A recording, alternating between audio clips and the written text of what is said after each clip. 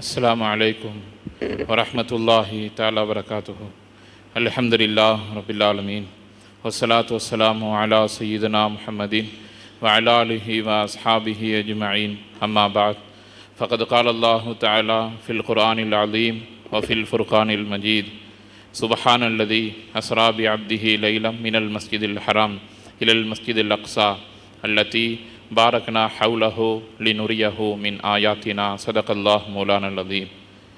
அளவற்ற அருளாளனும் நிகரற்ற அன்புடையோனுமாகிய எல்லாம் வல்ல அல்லாஹு ஜல்ல ஷானஹு தஆலாவின் திருப்பெயரால் ஆரம்பம் செய்கிறேன். சலாத்தும் சலாமும் எம்பெருமானார் முஹம்மது முஸ்தபா ஸல்லல்லாஹு அலைஹி வஸல்லம் அன்னவர்களின் மீதும் அன்னாரின் வழிவந்த சஹாபாக்கள், தாபியீன்கள், தபா தாபியீன்கள், நாதாக்கள், நல்லவர்கள், இங்கு ஒன்று சேர்ந்திருக்கிற வெளியிலிருந்து கேட்டுக்கொண்டிருக்கிற அனைத்து நல்ல உள்ளங்களின் மீதும் அல்லாஹ்வின் சாந்தியும் சமாதானமும் என்றென்றும் குறைவில்லாமல் நிறைவாக நின்று நிலவட்டுமாகுக. ஆமீன் ஆமீன் யா ரப்பல் ஆலமீன். கண்ணியமிக்க அல்லாஹ்வின் நல்லடியார்களே, மேராஜுடைய இரவில் நாம் ஒன்று சேர்ந்திருக்கிறோம். இந்த மேராஜினுடைய பயணம் ஒரு வரலாறாக நமக்கு முன்னால் நிற்கிறது. வரலாறு என்றால் என்ன என்று கேட்டாலே, வரலாற்றில் புதிதாக சொல்லுவதற்கு எதுவும் இருக்காது.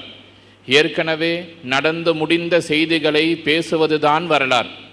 நேற்றைய செய்திகள் வரலாறு, இன்றைய செய்திகள் நிகழ்வு, நாளைய செய்திகள் நமக்கு இனிமேல் வர இருக்கக்கூடியவை.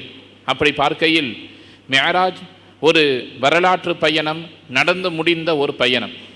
இதில் என்ன நடந்தது, எப்படி நடந்தது, நபி ஸல்லல்லாஹு அலைஹி வஸல்லம் எங்கிருந்தார்கள், எங்கு சென்றார்கள், என்ன பார்த்தார்கள், எதை அனுபவித்தார்கள், எதை வாங்கினார்கள், எதை கொண்டு வந்தார்கள் என்கிற எல்லா செய்தியும் நமக்கு போதுமான அளவிற்கு இந்த சமூகத்திற்கு பேசப்பட்டு இருக்கிறது. மேராஜுடைய நாட்களிலும் சரி, அதற்கு பின்பாக ஏனைய பிற நாட்களிலும் சரி, மேராஜை பற்றி நாம் நிறைய பேசியிருக்கிறோம், நிறைய கேட்டிருக்கிறோம், நிறைய தெரிந்து வைத்திருக்கிறோம். நாம் உங்களுக்கு நினைவூட்டக்கூடிய விஷயம் என்னென்னா, இந்த வரலாறு நமக்கு தெரிந்தவைகளாக இருந்தாலும் கூட மீண்டும் மீண்டும் பேசப்பட வேண்டும். ஒரு சமூகம் உயிர்ப்போடு இந்த மண்ணில் இருப்பதற்கு வரலாறு மிக அவசியமான ஒன்று. கடந்த கால வரலாறுகளை எந்த ஒரு சமூகம் மறந்துவிட்டதோ அந்த சமூகம் இந்த மண்ணில் நீடித்து நிலைத்து இருக்க முடியாது. அரசியல் ரீதியாக நீங்கள் பாருங்கள், ஒரு அரசியல் ரீதியாக ஒரு கட்சி மக்களுக்கு மத்தியில் நிலைத்திருக்கிறதுன்னு சொன்னால், கடந்த கால தலைவர்கள் செய்த விஷயங்களை அந்த அரசியல் கட்சிகளும் அங்கு இருக்கக்கூடிய பேச்சாளர்களும் தொடர்ந்து பேசிக்கொண்டே இருப்பார்கள்.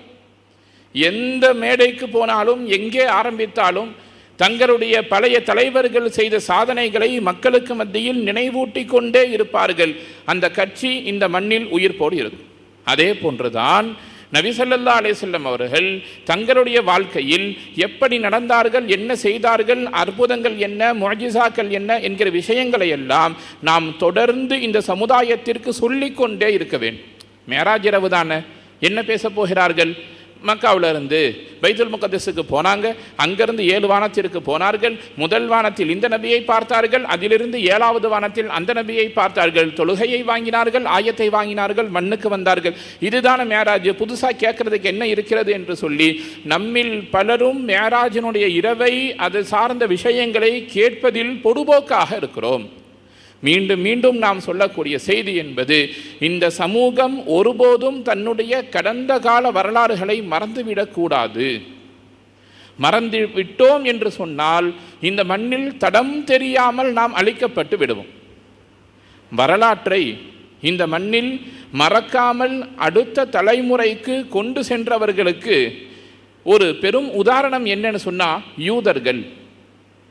யூதர்கள் நபி ஸல்லல்லாஹு அலைஹி வஸல்லம் அவர்கள் பிறப்பதற்கு கிட்டத்தட்ட, இன்னும் சரியாக சொல்லணும்னா ஈசா அலைஹிஸ்ஸலாம் அவர்கள் பிறப்பதற்கு கிட்டத்தட்ட 1300 1600 வருஷத்திற்கு முன்னால் அவர்கள் மூசா அலைஹிஸ்ஸலாத்திற்கு பின்னால் வந்தவர்கள். பனு இஸ்ரவேலர்களுடைய காலம், யூதர்களுடைய காலம் கிட்டத்தட்ட யாக்கூப் அலைஹிஸ்ஸலாத்திலிருந்து தொடங்குகிறது. யூதர்கள் மிகச்சரியாக நபி மூசா அலைஹிஸ்ஸலாம் அவர்களோடு சேர்ந்து அந்த நைல் நதியை கடந்து வந்து சேருகிற பொழுது அல்லாஹு ஜல்ல ஷானஹு தஆலா அவர்களுக்கென்று ஒரு பூமியை வாக்களித்தான். அதுதான் இஸ்ரேல். அந்த இடத்தை நாம் உங்களுக்கு தருவோம் என்று சொன்னான். அந்த சமுதாயத்தினர்கள் முரண்பட்டார்கள். அந்த பூமி அவர்களுக்கு கிடைக்காமல் போனது. உலகத்தில் அகதியாகவே நீண்ட காலம் சுற்றி கொண்டிருந்தவர்கள் யூதர்கள். அவர்கள் செஞ்ச ஒரு வேலை என்ன தெரியுமா? அதுதான் நமக்கு இங்கே பேசப்படக்கூடிய படிப்பினை. யூதர்கள் என்ன செய்வார்கள்னா, ஒவ்வொரு நாளும் இரவில் நாளை விடிந்தால் இஸ்ரேல் நமக்கு கிடைக்கும், இறைவன் நமக்கு எந்த பூமியை வாக்களித்தானோ அது நாளை கிடைக்கும் நாளை கிடைக்கும் என்று கிட்டத்தட்ட 3000 வருடங்களுக்கு மேல் தங்களுடைய சமுதாயத்தினர்களுக்கு அந்த வரலாற்றை சொல்லி வளர்த்தார்கள். நாம் இப்பொழுது 2026 இருக்கிறோம். கிபி 2026 இருக்கிறோம். கிமு 1300 1600 காலகட்டங்களில் அந்த மண் அவர்களுக்கு கிடைக்காமல் போனது. 3000 வருஷங்களுக்கு மேல் அதை நினைவு வைத்து குழந்தைகளுக்கு சொல்லி சொல்லி அடுத்தடுத்த தலைமுறைகளை உருவாக்கி 1945 இஸ்ரேல் என்கிற நாடு உருவாகிவிட்டது. உருவாவதற்கு என்ன காரணம்? அவர்கள் வரலாற்றை மறக்காமல் வைத்திருந்ததுதான் காரணம். நம்முடைய குழந்தைகள்கிட்ட சஹாபாக்களின் பெயரை சொல்லுங்கள்னா அபூபக்கர் ரலியல்லாஹு, உமர் ரலியல்லாஹு, உஸ்மான் ரலியல்லாஹு, அலி ரலியல்லாஹு தவிர 5வது யாரையும் தெரியாது. ரசூலுல்லாஹ்வுடைய குழந்தைகள் எத்தனை தெரியாது. கடந்த மேராஜில் கூட நாம் இந்த செய்தியை நாம் இங்கே நினைவு கூர்ந்தோம். ரசூலுல்லாஹ்வுக்கு குழந்தைகள் எத்தனை தெரியாது, மனைவிமார்களின் பெயர் தெரியாது, பெற்றோரின் பெயர் கூட காலங்கள் சென்றால் தெரியாமல் போய்விடும். எனவே சொல்லுகிறோம், வரலாறுகள் இந்த மண்ணில் மறக்காமல் அடுத்த தலைமுறைக்கு கொண்டு செல்ல வேண்டிய கடமை நம்மில் ஒவ்வொருவரின் மீதும் இருக்கிறது. முதல்ல நமக்கு தெரிஞ்சாதான் நாம் நம்முடைய குழந்தைகளுக்கு அதை சொல்ல முடியும். நமக்கே மேராஜை பற்றி தெரியும் தெரியும் என்று நினைத்து நாம் அதை கடந்து சென்று கொண்டிருக்கிறோமா இல்லையா? அல்லாஹு ஜல்ல ஷானஹு தஆலா மேராஜுடைய பயணத்தில் நிறைய படிப்பினைகளை வைத்திருக்கிறார். நாம் மிகச் சுருக்கமாக மேராஜை உங்களுக்கு முன்னால் நினைவூட்டி விட்டு அது சார்ந்த படிப்பினைகளை பற்றி பேசி நான் நிறைவு செய்கிறேன். ஏற்கனவே பேசும் பொழுது ஹஸ்ரத் அவர்கள் குறிப்பிட்டதை போல ஆமுல் ஹுஸ்ன், ஒரு கவலையின் ஆண்டு நபி ஸல்லல்லாஹு அலைஹி வஸல்லம் அவர்களுக்கு. அது முதல்ல வீட்டிற்குள்ளால் ஒத்தாசையாக இருந்த, வீட்டிற்குள்ளால் தனக்கு எல்லாமுமாக இருந்த மனைவியின் மரணம். அது ஒரு சாதாரண மரணம் அல்ல. நம்முடைய மனைவிமார்களைப் போல அல்ல. ஹதீஜா ரலியல்லாஹு தஆலா அன்ஹா, முதல்ல விளங்கிக்கங்க, நம்மை பொறுத்தவரை மனைவி என்றால் ஒரு பிம்பம் இருக்கிறது. அந்த பிம்பத்திற்கு அப்பாற்பட்டவர்கள் ஹதீஜா ரலியல்லாஹு தஆலா அன்ஹா அவர்கள். வீட்டிலிருந்து ஹல்வத், நான் தனிமையில் இருக்கிறேன் என்று சொல்லி நபி ஸல்லல்லாஹு அலைஹி வஸல்லம் அவர்கள் குகையில் சென்று தங்கிவிட்டு திடீரென்று ஒரு நாள் ஓடி வருகிறார்கள். எனக்கு நீங்கள் போர்வையை போர்த்துங்கள், நான் ஜிப்ரீலை பார்த்தேன், வஹியை பெற்றேன் என்று சொன்ன பொழுது ஆறுதல் சொன்னவர்கள் ஹதீஜா ரலியல்லாஹு. ஒரு மனுஷனுக்கு துனியாவில் எவ்வளவுதான் செல்வத்தை கொடுத்தாலும், எவ்வளவுதான் பதவியை கொடுத்தாலும், எவ்வளவுதான் அந்தஸ்தை கொடுத்தாலும், அல்லாஹு ஜல்ல ஷானஹு தஆலா வீட்டுக்குள் ஒருவனுக்கு நிம்மதியை வைக்கவில்லை என்று சொன்னால் அவன் ஒட்டுமொத்த உலகத்தினுடைய எல்லா நியமத்தையும் இழந்து விட்டான் என்று பொருள். அல்லாஹ் ரசூலுல்லாஹி ஸல்லல்லாஹு அலைஹி வஸல்லம் அவர்களுக்கு அந்த நியமத்தை கொடுத்தான் ஹதீஜா ரலியல்லாஹுவின் மூலம். அந்த ஹதீஜாவின் மரணம் ஒரு சாதாரண மனைவியின் மரணம் அல்ல. உலகமே எதிர்த்து கொண்டிருந்த ஒரு சூழ்நிலை. யாரை பார்த்தாலும் பேசுவார்கள். வெளிப்படையாக இஸ்லாத்தை சொல்ல முடியாத சூழ்நிலையில் வீட்டில் அவர்களுக்கென்று இருந்த ஒரே ஆறுதல் ஹதீஜா ரலியல்லாஹு தஆலா மரணிக்கிறார்கள். வீட்டுக்கு வெளியே ஆறுதலாக இருந்தவர் ஹஸ்ரத் அபூ தாலிப் அவர்கள். அவர்களுடைய மரணமும் நபி ஸல்லல்லாஹு அலைஹி வஸல்லம் அவர்களுக்கு ஒரு பெரும் பின்னடைவாக இருக்கக்கூடிய சூழ்நிலையில் தான் நபி ஸல்லல்லாஹு அலைஹி வஸல்லம் அவர்களுக்கு அல்லாஹு ஜல்ல ஷானஹு தஆலா இந்த மேராஜுடைய பயணத்தை ஏற்படுத்தினார். இன்னொரு நிகழ்வும் ஆமுல் ஹுசுன், கவலையின் ஆண்டு என்று குறிப்பிடுவதற்கு காரணமாக இருக்கிறது. இன்னொரு நிகழ்வு என்ன? தாயிஃபினுடைய பயணம். நபி ஸல்லல்லாஹு அலைஹி வஸல்லம் ஹதீஜா ரலியல்லாஹு அன்ஹா மரணத்திற்கு பின்னால், அபூ தாலிபின் மரணத்திற்கு பின்னால் மக்காவில் இருக்கிறவங்க தான் பேச்சை கேட்கல, தாயிஃபுக்கு போவோம், அது ஒரு சின்ன ஊர், அங்கே போய் நாம் மக்களுக்கு ஈமானை சொல்லுவோம், இஸ்லாத்தை சொல்லுவோம் என்று தாயிஃபுக்கு நபி ஸல்லல்லாஹு அலைஹி வஸல்லம் அவர்கள் சென்றார்கள். அங்கே மக்களிடத்தில் ஈமான ஏகத்துவத்தை போதித்த பொழுது கல்லால் அடிக்கப்பட்டார்கள், கடும் வார்த்தைகளால் பேசப்பட்டார்கள். பிற்பாடு, அதாவது காலங்கள் எல்லாம் கடந்ததற்கு பின்னால் ஆயிஷா ரலியல்லாஹு தஆலா அன்ஹா அவர்கள் ஒரு நாள் நபி ஸல்லல்லாஹு அலைஹி வஸல்லம் கேட்பாங்க, யா ரசூலல்லாஹ், பல்வேறு சோதனைகளை நீங்கள் தாவாவை எடுத்து வைக்கிற பொழுது, மார்க்கத்தை சொல்லுகிற பொழுது பல சோதனைகளை பார்த்தீர்கள், உங்களுடைய ரொம்ப கடினமான காலம் என்ன, நீங்கள் பார்த்த ஒரு கடும் நெருக்கடி என்ன என்று கேட்ட பொழுது நபி ஸல்லல்லாஹு அலைஹி வஸல்லம் தாயிஃபை தான் சொன்னார்கள். தாயிஃபில் நான் பார்த்த நெருக்கடி ரொம்ப கடினமானது என்று நபி ஸல்லல்லாஹு அலைஹி வஸல்லம் அவர்கள் சொல்லக்கூடிய அளவிற்கு தாயிஃபில் நபி ஸல்லல்லாஹு அலைஹி வஸல்லம் கடுமையான ஒரு சோதனைக்கு உட்படுத்தப்பட்டார். இந்த சூழ்நிலையில்தான் அல்லாஹு ஜல்ல ஷானஹு தஆலா மக்காவிலிருந்து பைத்துல் முகத்தஸ் வரை புராக் என்கிற வாகனத்தில் நபி ஸல்லல்லாஹு அலைஹி வஸல்லம் அவர்களை கொண்டு வந்து சேர்க்கிறான். அங்கே நபிமார்களுக்கு நபி ஸல்லல்லாஹு அலைஹி வஸல்லம் அவர்கள் இமாமாக இருந்து தொழுகை நடத்துகிறார்கள். அங்கிருந்து வானத்தை நோக்கிய பயணத்தை துவக்குகிறார்கள். 7 வானங்களை கடந்து அல்லாஹ்வை சந்தித்து மீண்டும் வருகிற சூழ்நிலையில் 5 வேளை தொழுகையை வாங்கி கொண்டு வருகிறார். அதனுடைய வரலாறு நீண்டது, ஏற்கனவே பேசப்பட்டிருக்கிறது, நமக்கும் சிந்தனையில் தெளிவாக இருக்கும் என்பதால் சுருக்கமாகவே நான் கடந்து செல்கிறேன். அல்லாஹு ஜல்ல ஷானஹு தஆலா சூரா பக்ராவினுடைய கடைசி 2 வசனங்களை நேரடியாக நபி ஸல்லல்லாஹு அலைஹி வஸல்லம் அவர்களுக்கு அருளுகிறார். அதில் ஒரு ஆயத் நமக்கு சொல்லக்கூடிய நல்ல ஒரு படிப்பினை இருக்கிறது. ஆமனர் ரசூலு என்று தொடங்கக்கூடிய அந்த ஆயத்தையும் லா யுகல்லிஃபுல்லாஹு நஃப்ஸன் இல்லா உஸ்ஆஹா என்று தொடங்கக்கூடிய அந்த 2 வசனத்தையும் அல்லாஹ் நேரடியாக சூரா பக்ராவின் கடைசி ஆயத்துகளை நபி ஸல்லல்லாஹு அலைஹி வஸல்லம் அவர்களுக்கு கொடுக்கிறான். 3வது ஒரு பரிசு வழங்கப்பட்டது. ஷிர்கை தவிர ஏனைய எல்லா பாவங்களுக்கும் நபியே அவர்கள் தௌபா செய்தால் நாம் அவர்களுக்கு பாவ மன்னிப்பை வழங்குகிறோம் என்று அல்லாஹ் 3 பரிசுகளை கொடுத்தான். நாம் கவனிக்கிறோம், அந்த 2 ஆயத்து அல்லாஹ் நேரடியாக கொடுத்தானா இல்லையா? அதில் 2வது வசனத்தை நாம் பார்க்கிறோம். லா யுகல்லிஃபுல்லாஹு நஃப்ஸன் இல்லா உஸ்ஆஹா. அல்லாஹு ஜல்ல ஷானஹு தஆலா எந்த ஒரு ஆன்மாவையும் அவர்களுடைய சக்திக்கு மீறி சோதிப்பதில்லை. நம்மளை பொறுத்த வரைக்கும் நம்முடைய பிரச்சனை தான் துன்யாவிலேயே பெரிய பிரச்சனை. வரிசையில் நிற்பவருக்கு அந்த வரிசை தாண்டி செல்ல முடியவில்லை, வரிசை மெதுவாக செல்லுகிறது என்பது அந்த நேரத்தில் அவருக்கு துன்யாவில் பெரிய பிரச்சனையாக இருக்கும். மருத்துவமனையில் உயிருக்கு போராடுபவருக்கு அதுதான் அவருடைய பிரச்சனையாக இருக்கும். அல்லாஹ் ஏன் என்னை மட்டும் சோதிக்கிறான், எனக்கு மட்டும் கவலை, எனக்கு மட்டும் பிரச்சனை, துன்யாவில் இருக்கிற எல்லாம் நல்லா இருக்கிறாங்க, நான் மட்டும் பிரச்சனையில் இருக்கிறேன் என்கிற ரீதியில் எல்லா மக்களும் யோசித்துக் கொண்டிருக்கிறார்கள். அல்லாஹ் சொல்லுகிறான், லா யுகல்லிஃபுல்லாஹு நஃப்ஸன் இல்லா உஸ்ஆஹா. நீங்கள் தாங்கிக் கொள்ள முடியாத அளவுக்கு நாம் உங்களுக்கு ஒருபோதும் சோதனையை கொடுப்பதில்லை. உங்களால் முடிஞ்ச அளவுக்கு தான் கொடுக்கிறோம். சகித்து கொள்ளுங்கள். வஸ்தஈனு பிஸ்ஸப்ரி வஸ்ஸலா. பொறுமையை கொண்டு, தொழுகையை கொண்டு அந்த கஷ்டத்திலிருந்து என்னிடத்தில் நீங்கள் நிவாரணத்தை தேடுங்கள், என்னிடத்தில் உதவி தேடுங்கள் என்று அல்லாஹ் நமக்கு பேசுகிறான். இந்த வசனம் ஒரு படிப்பினைக்குரிய ஒரு வசனமாக இருக்கிறது. அதே போல் நாம் இன்னொரு விஷயத்தை நாம் பார்க்கிறோம். இந்த மேராஜனுடைய பயணத்தின் மூலம் அல்லாஹு ஜல்ல ஷானஹு தஆலா இன்றைக்கும் நம்முடைய ஈமானை சோதித்து கொண்டிருக்கிறான். பலரும் இதை மிகச் சாதாரணமாக கடந்து சென்று விடுகிறார்கள். எப்படி சாத்தியம், இதெல்லாம் எப்படி முடியும், இதுவெல்லாம் கற்பனை என்று பேசக்கூடிய இஸ்லாமியர்களே நமக்கு மத்தியில் இருக்கத்தான் செய்கிறார். நாம் சொல்லுகிறோம், ஏற்கனவே பேசப்பட்டதை போல இந்த மேராஜனுடைய பயணம் ஈமான் கொண்டவர்களுடைய ஈமானை உறுதிப்படுத்துகிறது. யாருடைய மனதில் ஈமான் உறுதியாக இல்லையோ அவர்களுடைய ஈமானை விட்டும் அவர்களுடைய மனதில் இருக்கக்கூடிய கொஞ்ச நஞ்ச ஈமானை கூட இந்த மேராஜ் வெளியாக்கி விடுகிறது. முனாஃபிக்குகள், மார்க்கத்தின் மீது பிடிமானம் இல்லாதவர்கள் இந்த நிகழ்வை நம்பாமல் மார்க்கத்திலிருந்து வெளியாகி விடுவார்கள் என்பதை நாம் கவனிக்க வேண்டும். மேராஜில் நபி ஸல்லல்லாஹு அலைஹி வஸல்லம் அவர்கள் வெறுமனே பயணத்தை மட்டும் செய்து விடவில்லை. இன்னும் ஒரு சில விஷயங்களை எல்லாம் அல்லாஹு ஜல்ல ஷானஹு தஆலா நபி ஸல்லல்லாஹு அலைஹி வஸல்லம் அவர்களுக்கு மேராஜினுடைய பயணத்தில் காட்டினான். சுபஹானல்லதி அஸ்ரா பிஅப்திஹி என்று தொடங்கக்கூடிய அந்த இறைவசனத்தில் அல்லாஹ் பேசுகிற பொழுது லினுரியஹு மின் ஆயாத்தினா, இந்த பயணத்தை நாம் எதற்காக ஏற்படுத்தினோம் என்று சொன்னால் நம்முடைய அத்தாட்சியை நபி ஸல்லல்லாஹு அலைஹி வஸல்லம் அவர்களுக்கு காட்டுவதற்காக. லினுரியஹு மின் ஆயாத்தினா, அல்லாஹ் அத்தாட்சியை காட்டினான். என்ன அத்தாட்சியை நபி ஸல்லல்லாஹு அலைஹி வஸல்லம் அவர்கள் பார்த்தார்கள்? சொர்க்கத்தை பார்த்தார்கள், நரகத்தை பார்த்தார்கள், சொர்க்கவாசிகளில் ஒரு சில சஹாபாக்களை பார்த்தார்கள். அவர்களுடைய நல்லமல்களை நமக்கு எடுத்து சொல்லப்பட்டிருக்கிறது ஹதீசுகளில். நரகத்தில் ஒரு சில மக்களை பார்த்திருக்கிறார்கள்.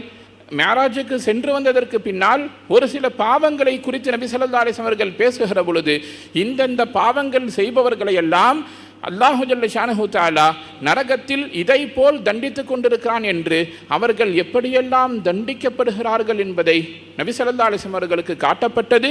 அவர்கள் நமக்கு பேசியிருக்கிறார்கள். பார்க்கிறோம், நபி ஸல்லல்லாஹு அலைஹி வஸல்லம் அவர்கள் சொர்க்கத்திற்கு சென்ற பொழுது ஹஸ்ரத் பிலால் ரலியல்லாஹு தஆலா அவருடைய காலடி தடத்தை நான் கேட்டேன் என்று சொல்லிவிட்டு அது சார்ந்து பேசுகிற பொழுது பிலால் ரலியல்லாஹு எல்லா நேரத்திலேயும் ஒதுவோடு இருந்தார்கள், அதுதான் அவர்களுக்கு இந்த உயர்வுக்கு காரணம் என்று ஹதீசுகளின் கடைசியில் நமக்கு பேசப்படுது. இவையெல்லாம் நீண்ட ஒரு வரலாறு.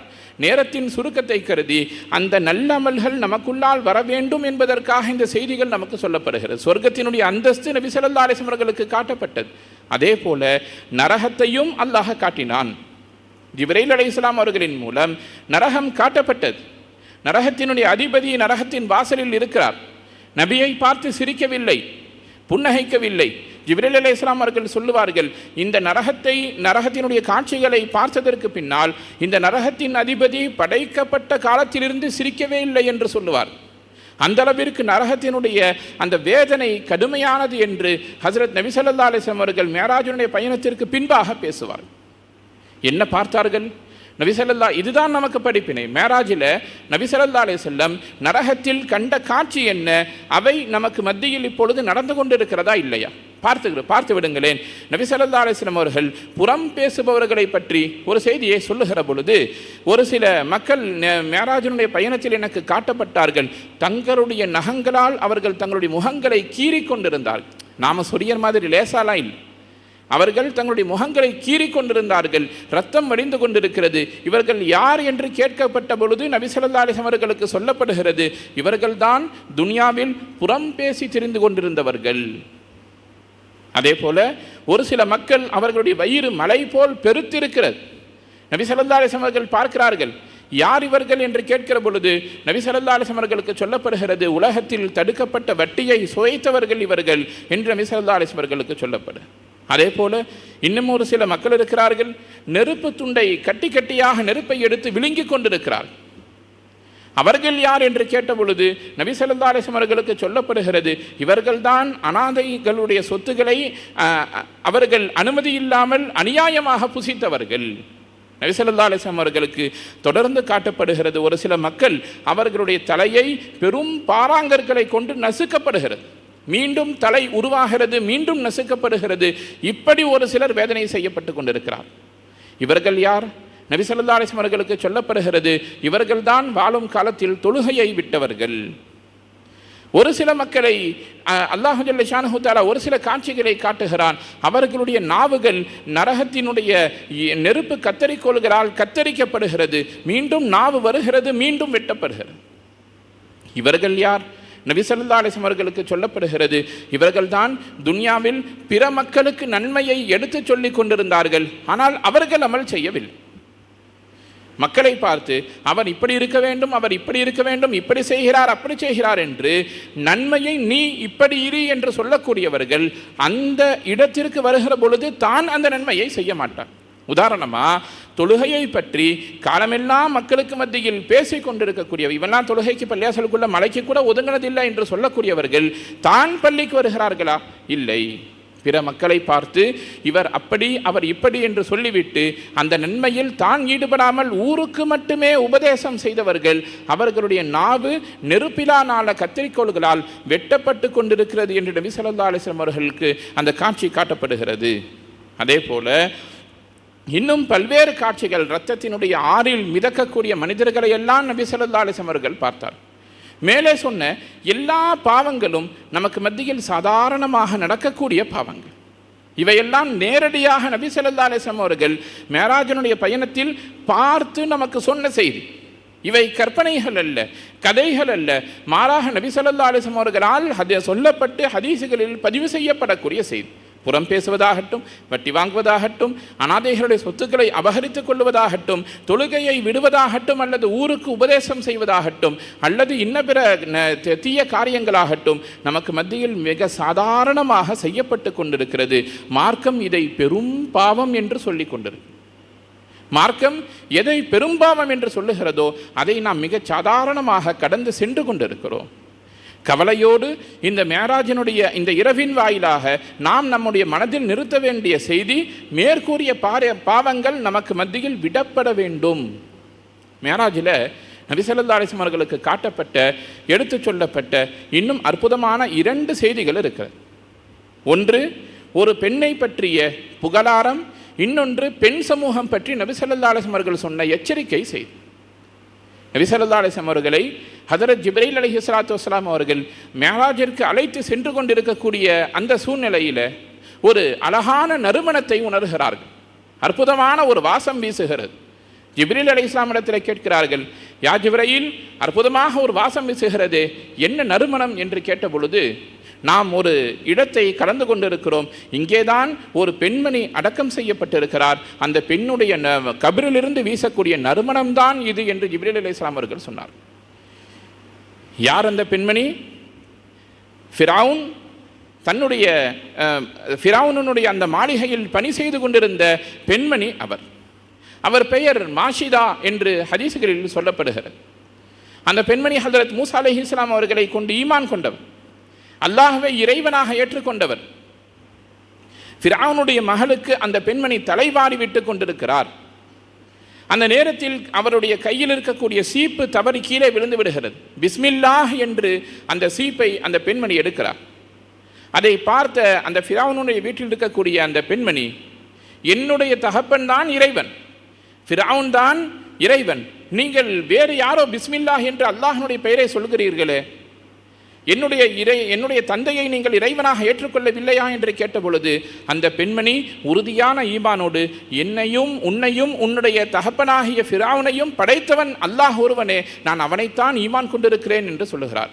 வழக்கு ஃபிரௌனுடைய அந்த சபைக்கு கொண்டு வரப்படுகிறது. ஃபிரௌனுடைய மஜ்லிஸில் வைத்து ஃபிரௌன் விசாரித்துக் கொண்டிருக்கிறான். என்னை ஈமான் கொள்ள வேண்டும், என்னை நீ கடவுளாக ஏற்றுக்கொள்ள வேண்டும். அந்த பெண்மணி உறுதியான ஈமானோடு மறுக்கிறார். ஒரு கட்டம் அந்த பெண்ணுடைய ஒவ்வொரு குழந்தையாக ஃபிரௌன் கொதிக்கக்கூடிய எண்ணெயில் எடுத்து போட்டு கொன்று கொண்டிருக்கிறான். அந்த பெண்மணிக்கு ஒரு சில குழந்தைகள் இருக்கிறது. எல்லா குழந்தைகளையும் ஒருவர் பின் ஒருவராக அந்த குழந்தைகளை எல்லாம் எடுத்து அந்த எண்ணெயில் போட்டு அவன் அந்த குழந்தைகளை கொன்று கொண்டிருக்கிறான். எந்த குழந்தைகளை அவர்கள் நெருப்பில் போட்டு கரித்தாலும் கூட அந்த பெண்மணியின் ஈமான் குறையவில்லை. கடைசி கட்டத்தில் அந்த பெண்மணி தன்னுடைய கையில் வைத்திருந்த ஒரு பச்சிளம் குழந்தையை ஃபிரௌன் பிடுங்கி அந்த எண்ணெய் சட்டியில் போடுவதற்கு முற்பட்ட பொழுது அந்த பெண்ணினுடைய அந்த மனம் லேசாக அசைகிறது. அந்த குழந்தையை அல்லாஹ் பேச வைத்தான். அந்த குழந்தையை சொன்னது, தாயே கலங்காதீர்கள், நாம் சத்தியத்தின் மீது இருக்கிறோம், ஈமானின் மீது இருக்கிறோம் என்று சொல்லி அந்த குழந்தையும் இறந்தது. இறுதியில் அந்த தாயையும் அந்த பெண்ணையும் ஃபிரௌன் அந்த எண்ணெய் கொதிக்கக்கூடிய எண்ணெயில் போட்டு கொன்று விடுகிறான்.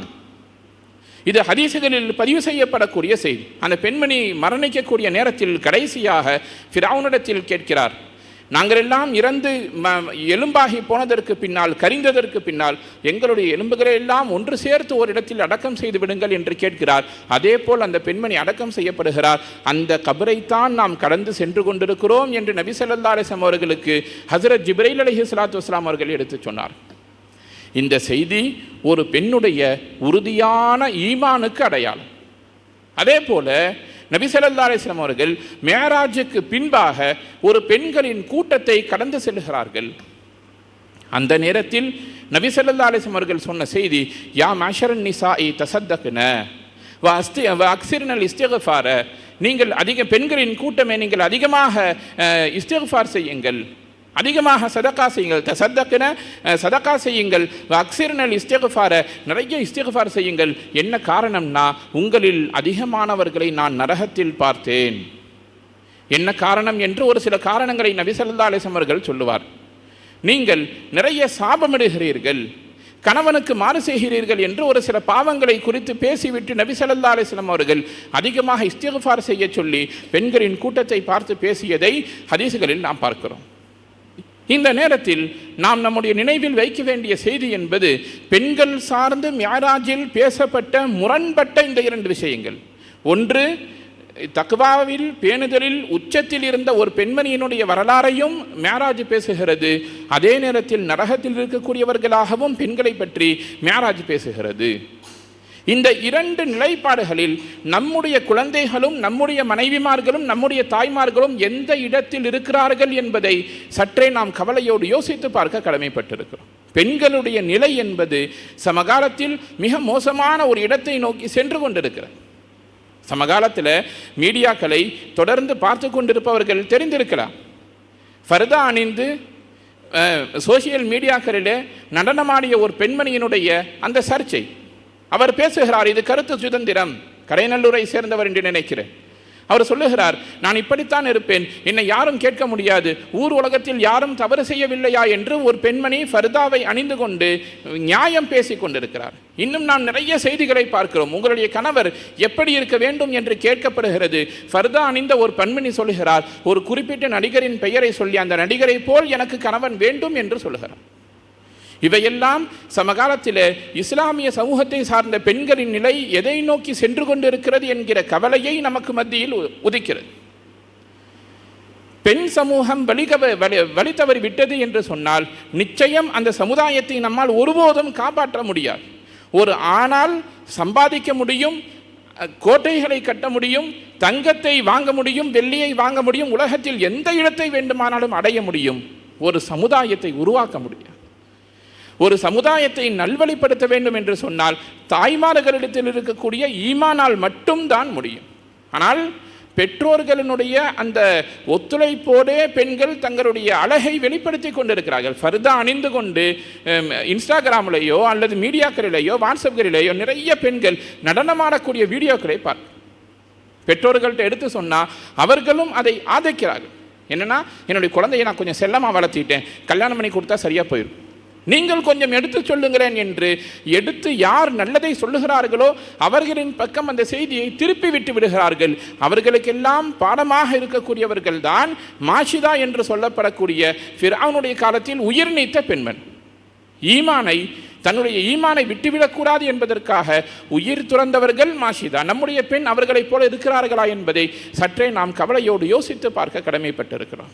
கண்ணியமிக்கவர்களே, மிஅராஜ் என்பது அற்புதமான பல்வேறு படிப்பினைகளை நமக்கு சொல்லக்கூடிய அற்புதமான ஒரு நிகழ்வு. இங்கே கவனிக்க வேண்டிய மிக முக்கியமான விஷயம் என்பது ஏற்கனவே பேசப்பட்டதை போல தொழுகை. இந்த சமுதாயத்தில் உலகத்தில் இப்பொழுது வரை அல்லாஹ்வுக்கும் ரசூலுக்கும் அடுத்தபடியாக இந்த மண்ணில் அதிகம் பேசப்படுவது தொழுகையை பற்றி தான்.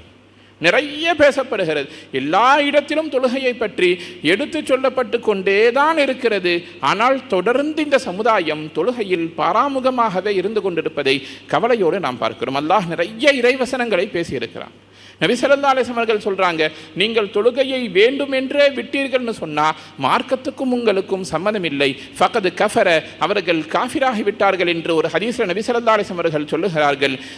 ஒரு சில ஹதீஸ்களில் நபி ஸல்லல்லாஹு அலைஹி வஸல்லம் அவர்கள் சொல்லுகிற பொழுது, ஒருவன் வேண்டுமென்றே தொழுகையை விட்டுவிட்டான் என்று சொன்னால் அவன் அல்லாஹ்வுடைய பொறுப்பிலிருந்து நீங்கி விடுகிறான். எப்பொழுது உங்களுக்கு அல்லாஹ்வுடைய பொறுப்பு இல்லையோ நீங்கள் அல்லாஹ்வை கேள்வி கேட்க முடியாது. எனக்கு ஏன் சோதனை, எனக்கு ஏன் கஷ்டம், எனக்கு ஏன் நஷ்டம் என்று உங்களுடைய மனதில் தோன்றினால் நீங்கள் தொழுகையை சரி செய்து கொள்ளுங்கள், அல்லாஹ் உங்களுக்கு பொறுப்பெடுத்துக் கொள்ளுவான். இப்படி ஏராளமான ஹதீஸுகள் இருக்கிறது, ஏராளமான வசனங்கள் இருக்கிறது. மிஅராஜ் நமக்கு அழுத்தமாய் சொல்லக்கூடிய செய்தி என்னன்னு சொன்னால், முதல் விஷயம் தொழுகை, அதில் நாம் சரியாக இருக்க வேண்டும். இரண்டாவது, அல்லாஹ் உங்களை சோதிக்கிறான் என்று சொன்னால் உங்களுடைய சக்திக்கு உட்பட்டு தான் சோதிக்கிறான். அதை நீங்கள் பொறுமையோடும் தொழுகையை கொண்டும் அல்லாஹ்விடத்தில் உதவி தேட வேண்டுமே தவிர ஒருபோதும் ஈமானில் பின்னடைவை நீங்கள் ஏற்படுத்தி கொள்ளக்கூடாது. அதே போல மிஅராஜினுடைய பயணத்தில் மிக முக்கியமான கதாபாத்திரமாக இருக்கக்கூடிய இந்த ஃபிர்அவுனுடைய காலத்தில் உயிர் நீத்த பெண்மணியினுடைய வாழ்க்கை நமக்கு ஒரு பெரும் படிப்பினையாக இருக்க வேண்டும். அந்த பெண்ணை நினைத்தாவது அவர்கள் அளவிற்கு இல்லாவிட்டாலும் கூட நம்முடைய ஈமானை நாம் வலுவேற்றிக் கொள்ள வேண்டும். எல்லாவற்றுக்கும் மேலாக நம்முடைய ஈமானும் பில் கைப், மறைவானவற்றை கொண்டு நாம் ஈமான் கொண்டு இருக்கிறோம். நபி ஸல்லல்லாஹு அலைஹி வஸல்லம் அவர்களை பார்த்ததில்லை, சஹாபாக்களை பார்த்ததில்லை, ஜிப்ரீல் அலைஹிஸ்ஸலாம் கொண்டு வந்த வஹியை நாம் பார்த்ததில்லை, அல்லாஹ்வை பார்த்ததில்லை, நபியை பார்த்ததில்லை. ஆனாலும் நாம் உறுதியாக ஈமான் கொண்டிருக்கிறோம். அந்த ஈமான் எப்பொழுதும் ஒரே போல இருக்காது, ஏற்ற இறக்கத்தோடு இருக்கும். ஒரு சில ஹதீஸை நாம் கவலையோடு இங்கே நினைவு கூறுகிறோம். ஒரு காலம் வரும், அந்த நேரத்தில் காலை நேரத்தில் ஈமானோடு இருக்கக்கூடியவன் மாலை நேரத்தில் காஃபிராக மாறிவிடுவான் என்று நபி ஸல்லல்லாஹு அலைஹி வஸல்லம் அவர்கள் சொன்னார்களே, அத்தகைய காலத்தில் தான் வாழ்ந்து கொண்டிருக்கிறோம். ஏன் நடக்கிறது, எப்படி நடக்கிறது என்று புரியாத ஒரு காலகட்டம். இத்தனை நாள் காலம், ஒரு 10-20 வருஷம் ஒரு சில மக்களை நாம் பார்த்திருப்போம், உயர்தரமான அந்தஸ்தில் இருப்பார்கள். திடீர் என்று ஒரு சில சூழ்நிலை நாம் பார்க்கிற பொழுது அவர்கள் நேர் எதிராக மாறி நிற்பார்கள். நமக்கு புரியாது. ஏன் இப்படி நடக்கிறது என்று புரியாத சூழ்நிலையில் அல்லாஹ் நிறைய சோதனைகளையும் நிறைய குழப்பங்களையும் அதிகப்படுத்தி கொண்டிருக்கிற காலகட்டத்தில் தான் நாம் இருக்கிறோம். இந்த நேரத்தில் நம்முடைய ஈமானும் பில் கைப் என்று சொல்லப்படக்கூடிய மறைவானவற்றை கொண்டு ஈமான் கொண்டிருக்கக்கூடிய உயர்வான அந்த ஈமானை பாதுகாப்பதற்கு நாம் அதிகமாக சிரத்தை எடுத்துக்கொள்ள வேண்டும். சாதாரணமாக நம்முடைய ஈமான் நம்மிடத்தில் தங்கி இருக்காது. பராமரிக்காமல் விட்டால் எப்படி கட்டிடங்கள் பாழாகி விடுகிறதோ அதுபோல் சரியான முறையில் பராமரிக்கவில்லை என்று சொன்னால் நம்முடைய ஈமான் சன்னமாக நம்மை விட்டு வெளியேறிவிடும். அதை எப்படி பராமரிக்கணும்? தொழுகையின் மூலம்தான். ஒரு நாளைக்கு 5 வேளை அந்த தொழுகையின் மூலம்தான் நம்முடைய ஈமானை நாம் உரமேற்றிக் கொள்ள முடியும். தொழுகையில் பேணுதல் இருக்க வேண்டும், ஈமானில் உறுதி இருக்க வேண்டும், குழந்தைகளை சரியான முறையில் நன்னடத்தையோடு வளர்த்தெடுக்க வேண்டும். அல்லாஹு ஜல்ல ஷானஹு தஆலா நம் அனைவருக்கும் எல்லா விதமான நல்ல பாக்கியங்களையும் நிரப்பமாய் தந்து நல்லருள் புரிவானாக. வாஹிரு தஅவானா அனில் ஹம்துலில்லாஹி ரப்பில் ஆலமீன்.